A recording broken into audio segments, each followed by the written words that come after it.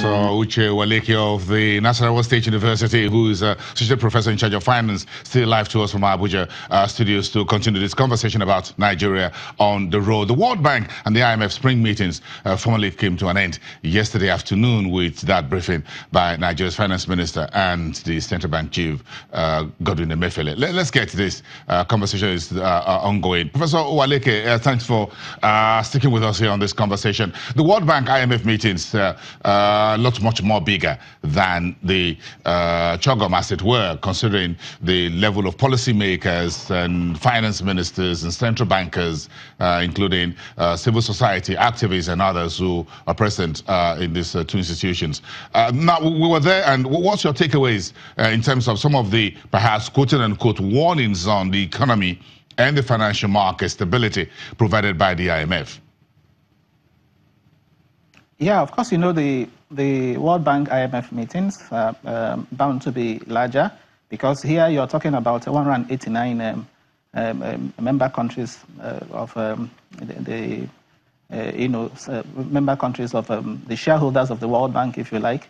And of course, it usually provides an opportunity for the management of the World Bank to give account of what they've been doing, in addition to also get approvals for their future plans.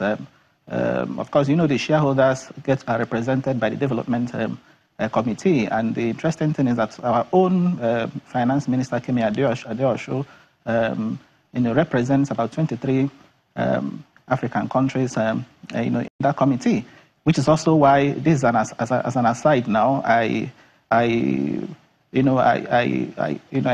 tended to agree with her when she said she had to attend those meetings, in preference for the one organized by the Nigerian embassy, because that was principally, why she and the central bank governor, went there. So I think an opportunity for the World Bank to do those things. And one of at the World Bank IMF spring meeting that has just been rounded off, trade also resonated.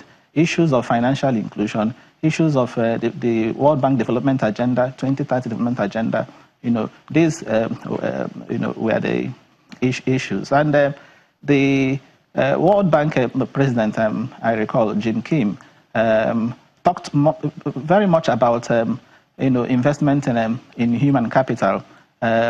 According to him, the World Bank was negotiating with the major shareholders major shareholders of the World Bank with a view to injecting more capital, recapitalizing the World Bank.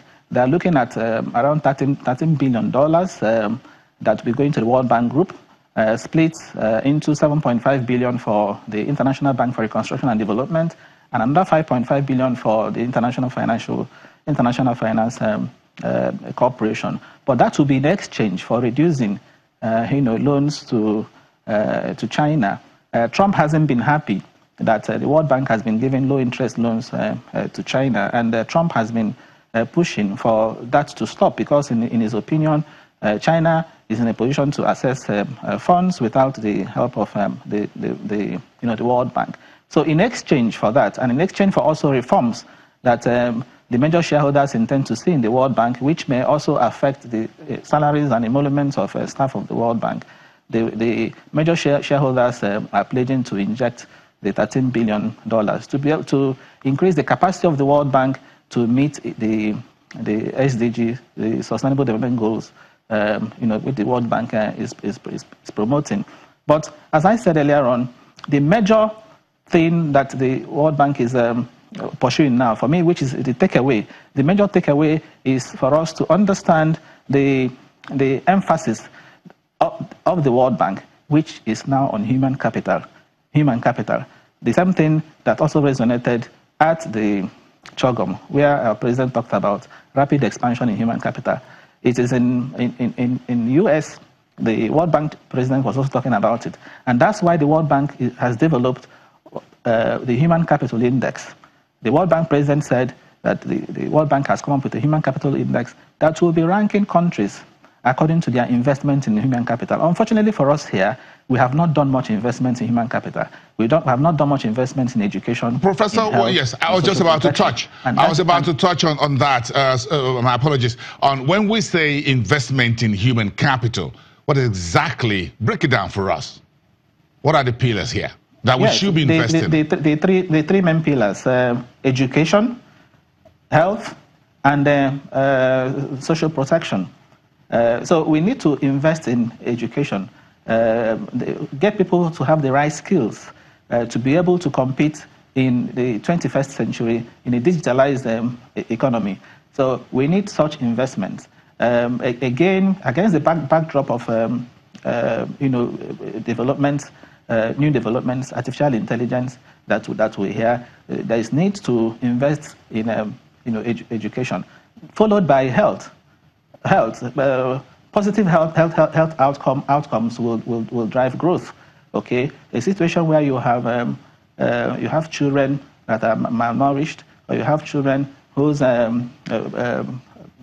thinking faculty, is not well developed because of poor health care, will not help growth. So we can't afford to have children at this stage, dying from ordinary sicknesses like malaria and so on. So there is need to invest in health, and that was why I say this is the thinking in the world now, and that's also where we should be headed, where we should be paying attention. Bill Gates came to Nigeria, and echoed the same sentiments. Dangote too has been talking about the private sector companies contributing 1% of their profits, to health. So you notice that if the World Bank President Jim Kim is talking about that, if Christine Lagarde is talking about that, that tells you that is the thinking of our development partners. So if the World Bank now begins to implement the human capital index, that it has developed, and is ranking countries on the basis of that, and is going to base development assistance on the basis of that, then of course we will lose out. And that is why we need to begin to pay attention to those areas.